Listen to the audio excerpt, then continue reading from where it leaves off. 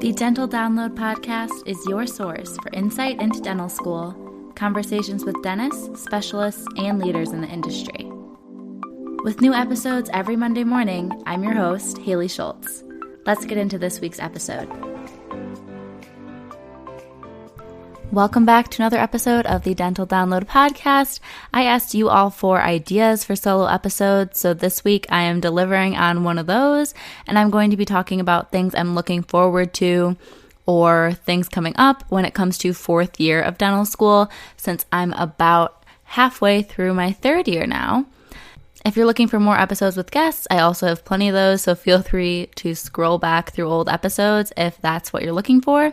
Let's get into this week's episode.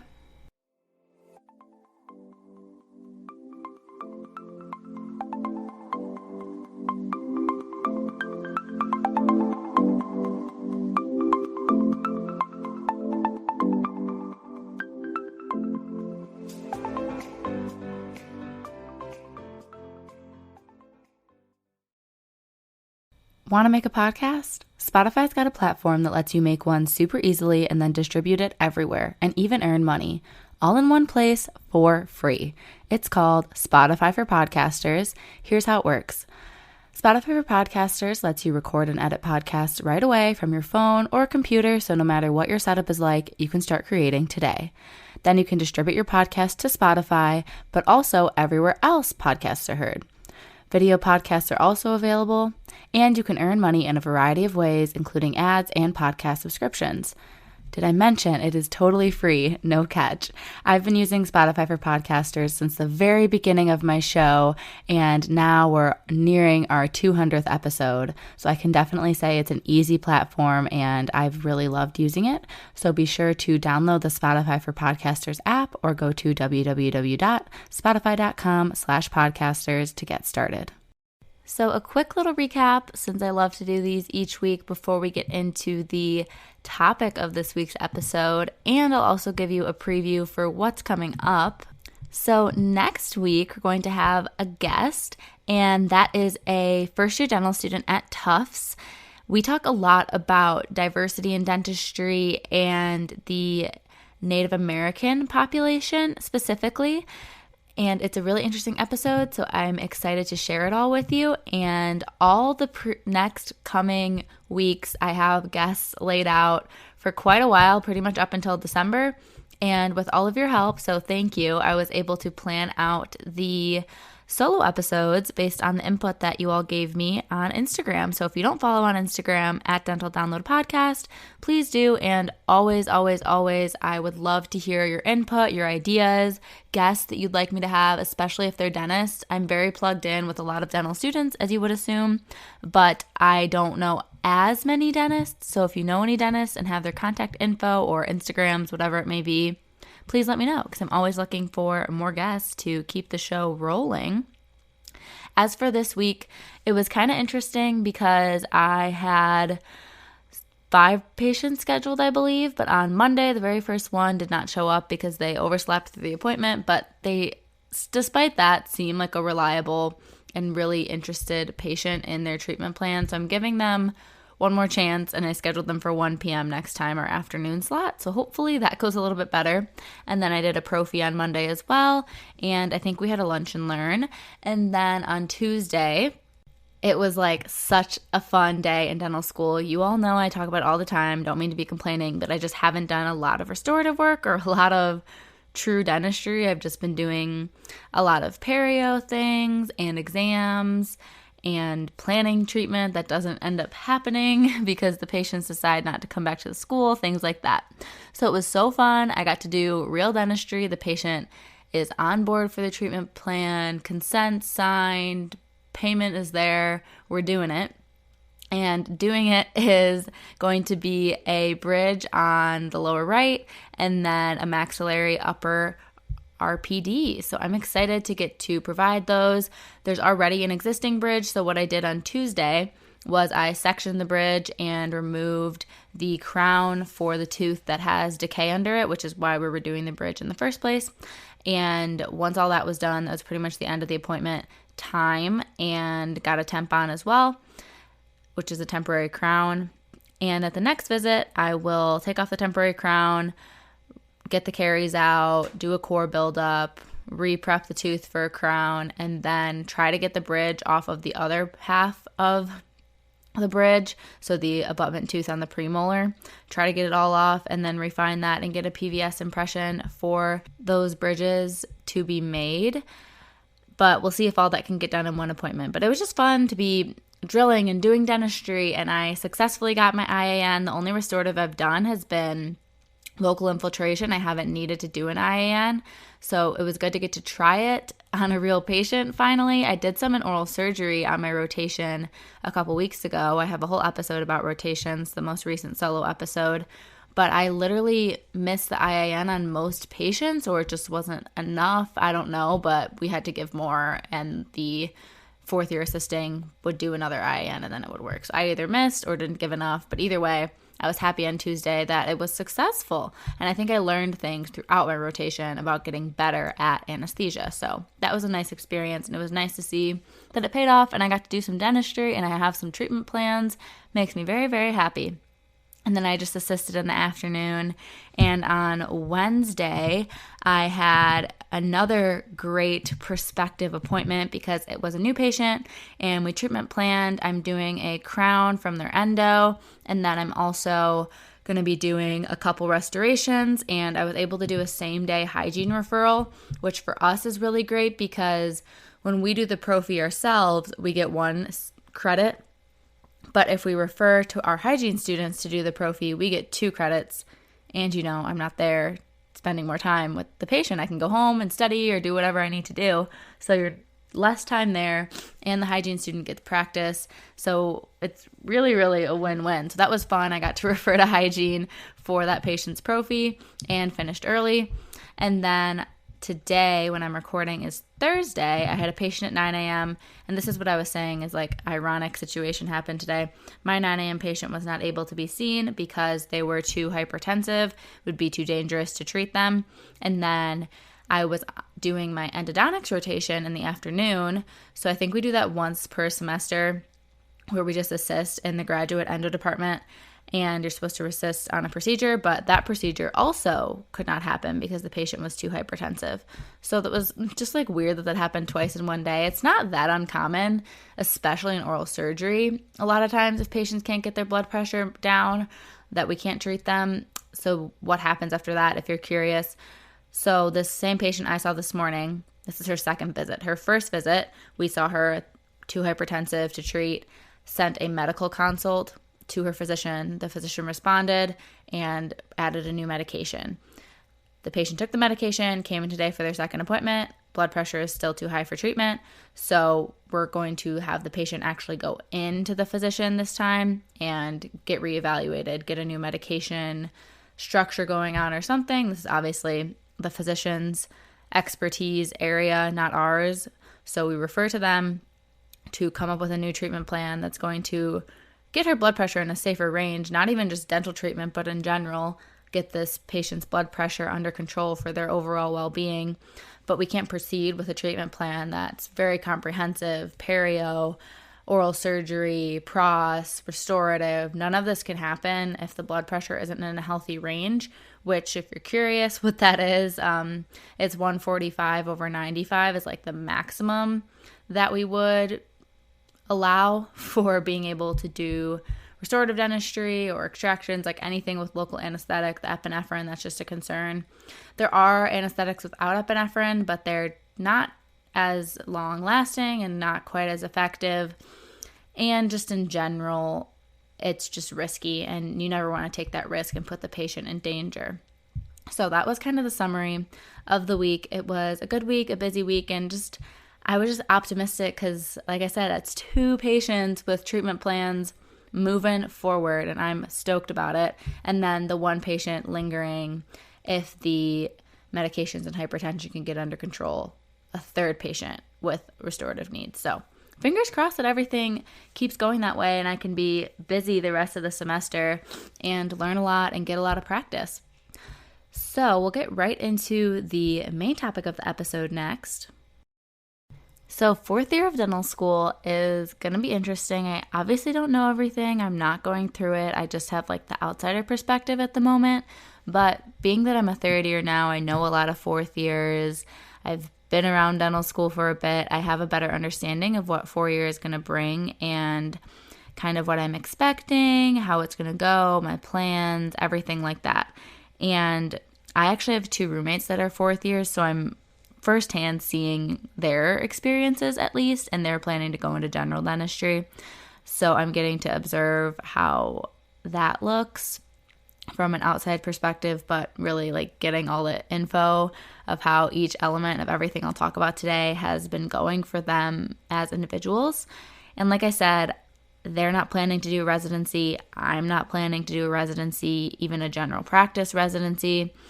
I just hope to go right into working. So that means that fourth year looks a little different for me, being that I won't be going through interviews or doing an additional application. The application for residencies, especially general practice residencies, kind of mirrors what you did or will do for dental school itself, like ADIA ADSAS. There's a very similar portal, letters of recommendation, listing your experiences and your research, and your interest in the different programs, supplemental questions, supplemental fees, interviews. It's all very similar, but it's just for the next level of your career and even a personal statement. Like it's all very similar, but now it's about why do you want to do the specialty? Why do you want to do an AEGD or GPR, whatever it may be. And then you interview throughout the fall of your fourth year, and then you get accepted. It depends which specialties it is. They have different specialty acceptance times. It depends if it's match or non-match. But again, I'm not the person to ask about all that because I don't have any plans to go into any of those programs. Then the other big thing that you do during fourth year at any school is boards. So first being the Integrated National Dental Boards exam. And that one is national, as the title says. So every single student at every single dental school will be taking this exam. It is a 1-part exam taken over 2 days. I don't know enough of the logistics to talk about it here. Once I get into my study process at the end of third year, I will surely make at least one episode, if not a few, about it. But that's something I'm anticipating. And at our school, we take it basically anytime starting in June until most people are done by August.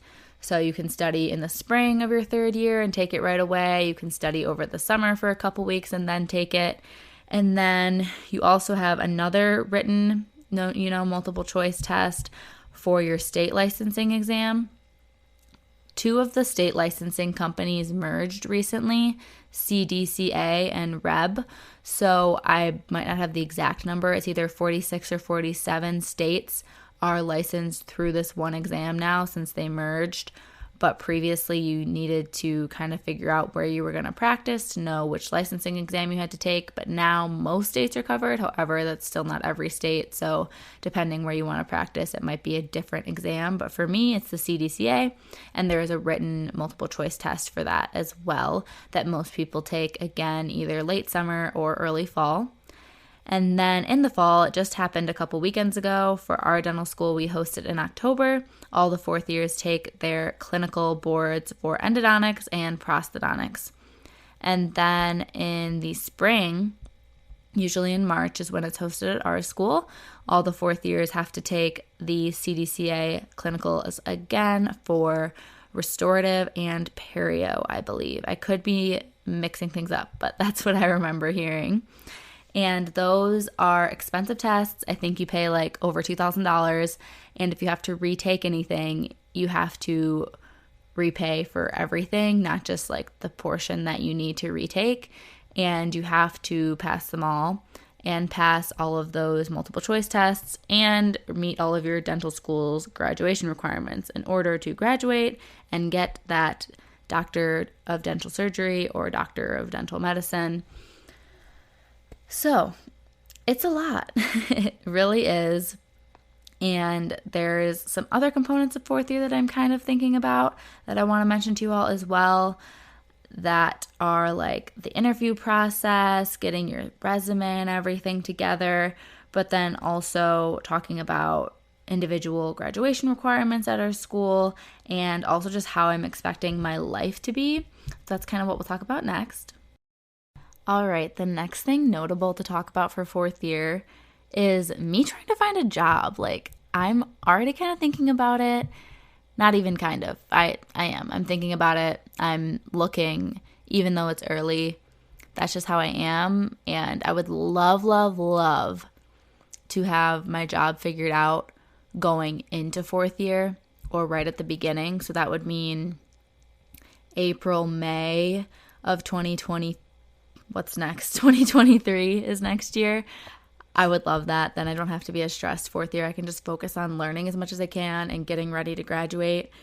And if I knew what kind of practice I was going into, I could also know what type of procedures I want to improve on. More specifically, of course, basic bread and butter dentistry I'll always be doing. But let's say I've discussed with that doctor, I'll see all the kids, or I'll want to learn endo, or I want to learn implants, I don't know, whatever it may be. And then I can spend more time in the specialty departments for those things, or doing extra CE, or just like better putting in motion the plan and getting towards my goals, rather than just kind of aimlessly picking things that are dentistry related but might not make sense for the practice that I'm going into.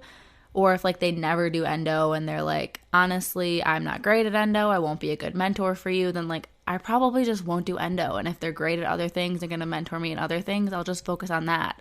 And I'm not going to spend time fourth year in the endo clinic and taking endo CE if I'm never going to do it.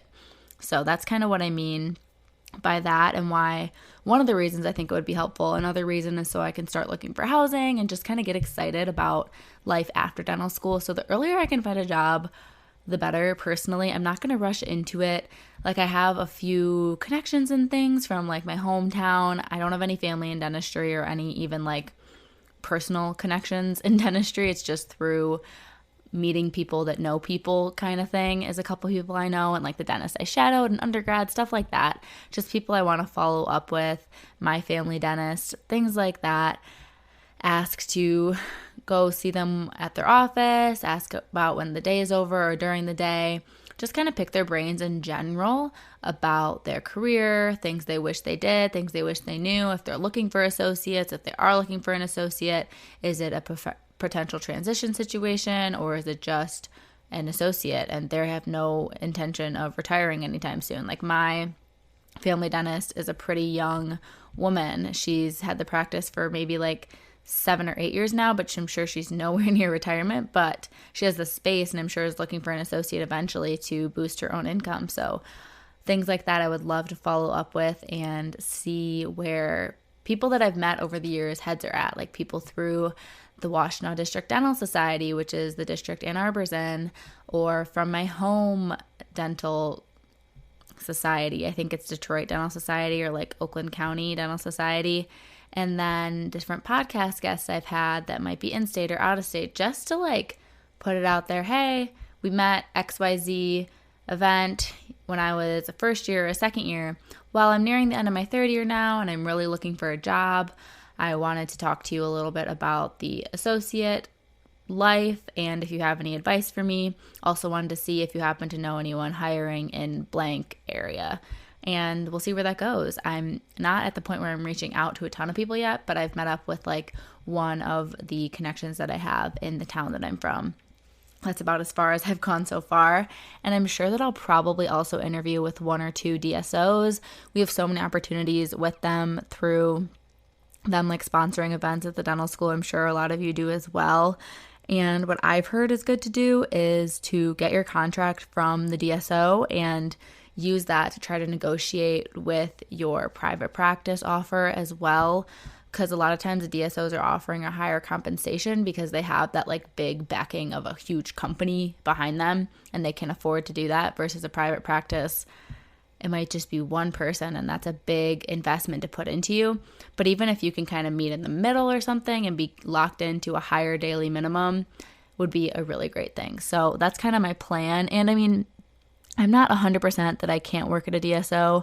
I think my preference is probably private practice, but I know there's a lot of DSOs out there that have a private practice feel, have great mentorship, great benefits that might be really helpful when I'm starting my family and trying to move and get settled. Like, it could be nice to just have health insurance and a 401k and paid for CE and just an easy couple years to transition and get my school paid off, learn a lot, and then transition into private practice really wouldn't be so bad. So I'm going into it with an open mind, and I'll probably try to explore as many options as I can in both corporate and private.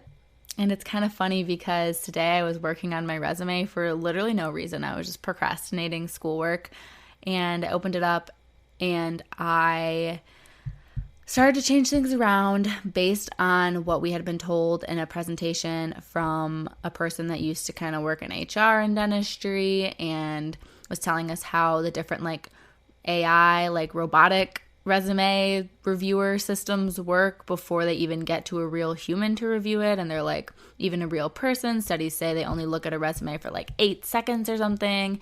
And he was saying you want a lot of facts and figures and actions shown. So you want to talk about how many patients you managed, how many people you saw in your external rotations, what kind of procedures you did, how fast you do them, things like that. Obviously, if it's anything that looks poorly on you, don't put it. But if it's anything notable, even if you think, my patient pool was only 30 people, but keeping up with 30 people, calling them, scheduling them, talking to the billing office, putting out prior authorizations for insurance, doing post-op calls, all that's a lot of work. It might not be what the dentist always does in an office, but it shows that you have managerial skills, organization skills, people skills, empathy. Those are all things that if I was an owner doctor, I would be looking for in hiring an associate. So that's something I put on my resume, for example. So I started updating it today, and I took out all of my high school stuff. I took out college jobs. I took out dental shadowing. I took out my college grades and clubs. I even took out some of my dental school stuff and just basically made it as fillers for fourth year. Once I do my external rotations, I made a section for each of those, and then just my clinic experience at U of M, and kind of put bullet points and then blanks once I figure out how many of each procedure, where I am for the different rotations, what I do there. I mostly just made it a template that I can kind of edit and fill in later, but it's a lot more dental focused and focused on facts, figures, actions, progress. Gives people more of a picture of who I am and where my skill set is at. And then I really like it, honestly. And hopefully once I actually have that information, it will be better. But the thing is, obviously, if I'm looking for jobs third year, I won't have any of the external rotation stuff in it yet.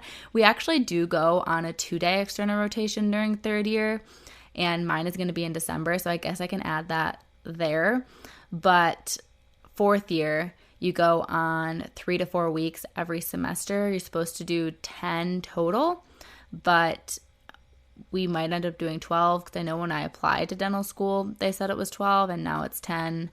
It went down to 6 during COVID, back up to 10. So maybe it'll go back up to 12 by the time that I'm in a fourth year. We'll see. But either way, you basically spend 2 to 3 weeks at a clinic each semester, and they could be the same clinic, or it can be different ones. Most people end up doing different ones because you kind of want to get a diverse experience set. But if you really want to be in one place, you can put in a request, and they may or may not fulfill it that way. So I'm really, really, really looking forward to those external rotations.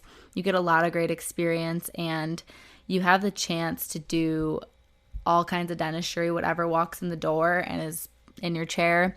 And of some of the clinics, you really get to work like a dentist. You have to do all your hygiene checks and do your operative work, kind of go back and forth like a real office.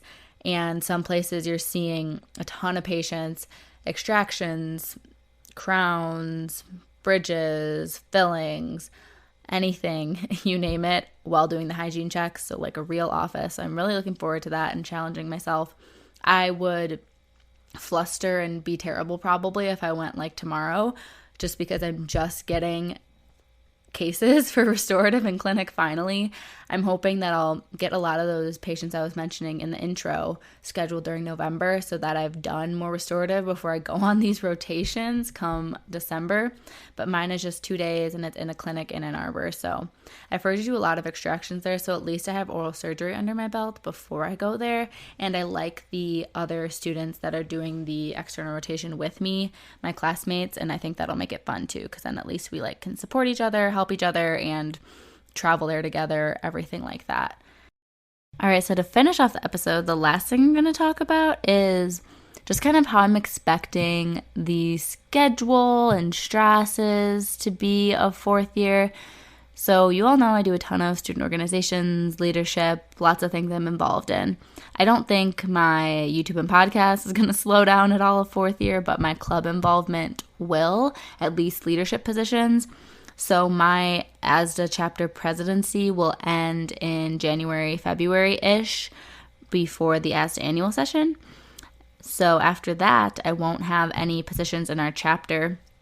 And I'm not sure if I'm going to apply for a district position or not. I haven't totally decided.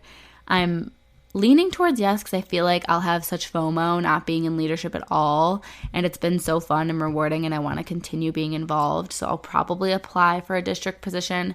National applications are open right now, and I've also considered applying for the Council on Communications for ASDA nationally, but I just am trying to hold myself back so that I'm not overwhelmed fourth year, because there's so many other things to do.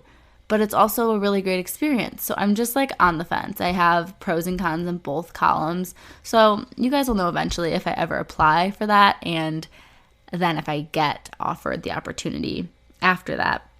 But in general, I would say way less leadership and time to do more of all the D4 things.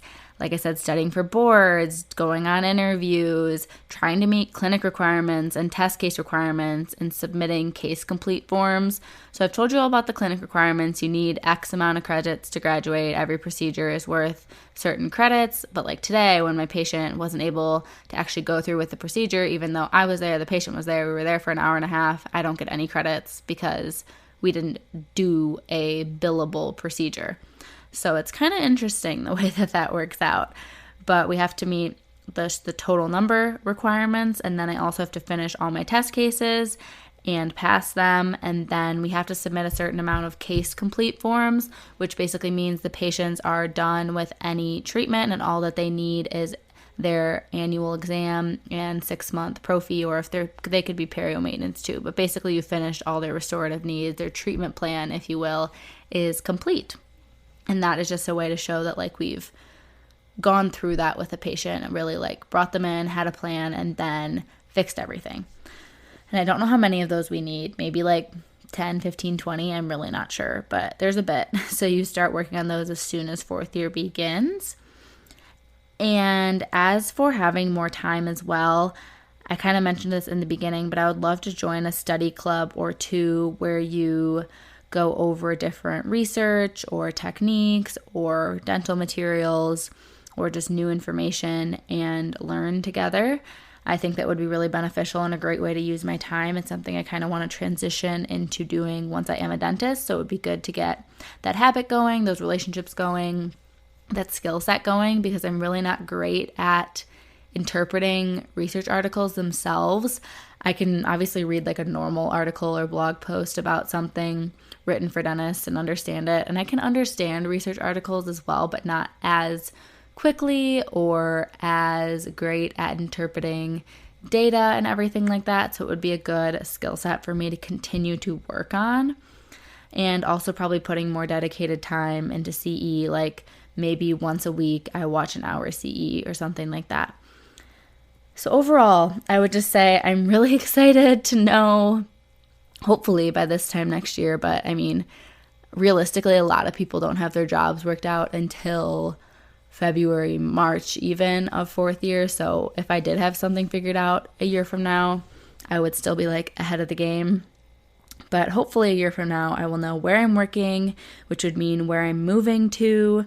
And I'm just excited to continue working and learning in my 4th year and eventually getting to graduate. I know that you make so much progress in your first 6 months post-grad, and I'm just so looking forward to that. But for now, I know the biggest thing is not always waiting for what's to come, looking forward too much, because I got to make the most of the present day when I have it and try to see as many patients as I can, learn as much as I can from all the different opportunities offered at my school and from my peers and from the different faculty and specialists. So that's kind of where I try to keep my head, try to make the most of all the different opportunities that I have and learn as much as I can, because I'm never going to be in dental school again.